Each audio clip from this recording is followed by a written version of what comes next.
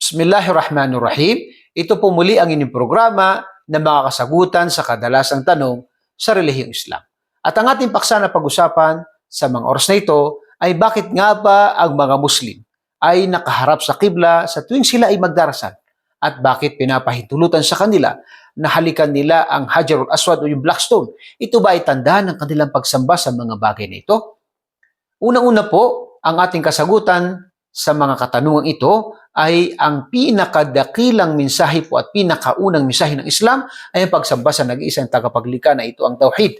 At ang pinakamalaking kasalanan sa Islam ay ang shirk o pagtatambal o yung pagsamba sa anumang klase ng mga Diyos-Diyosan, anumang mga sinasamba maliban sa nag-iisang tagapaglikha.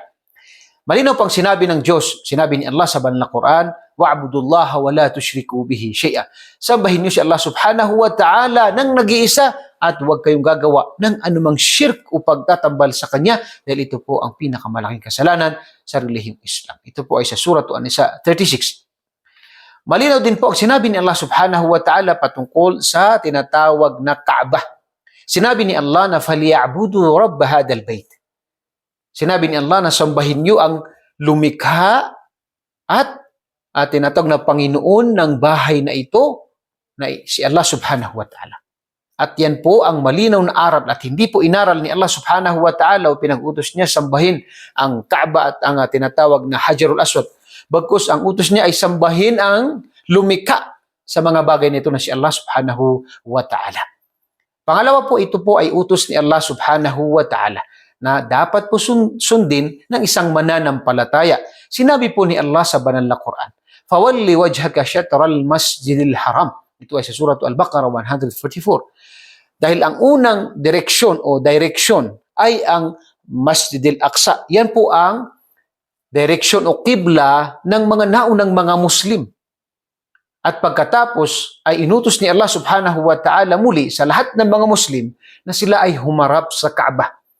Ito po ay tanda ng pagsunod kay Allah subhanahu wa ta'ala, tanda ng tunay na pagsamba sa Kanya dahil ito po ay pagsunod sa Kanyang mga utos at dakila po ang pagsunod sa Kanyang mga kautusan dahil ito ay pagpapakita ng tunay na pagtalima, pagsamba sa nag-iisang tagapaglikha. So hindi po ito sinasamba, kundi ito po ay pagsunod lamang sa utos ni Allah subhanahu wa ta'ala. Patungkol naman sa Hajarul Aswad o yung Black Stone, sinabi po ni Propeta sallallahu alaihi wasallam, ito po ay bato sa paraiso. Sinabi sa hadith na nazala minal jannah, ito po ay ibinaba mula sa paraiso. Kaya ito po ay hinalikan ni Propeta sallallahu alaihi wasallam. Hindi po inutos ni Propeta sallallahu alaihi wasallam na ito po ay sambahin. Ganon din ang kanyang mga sahaba.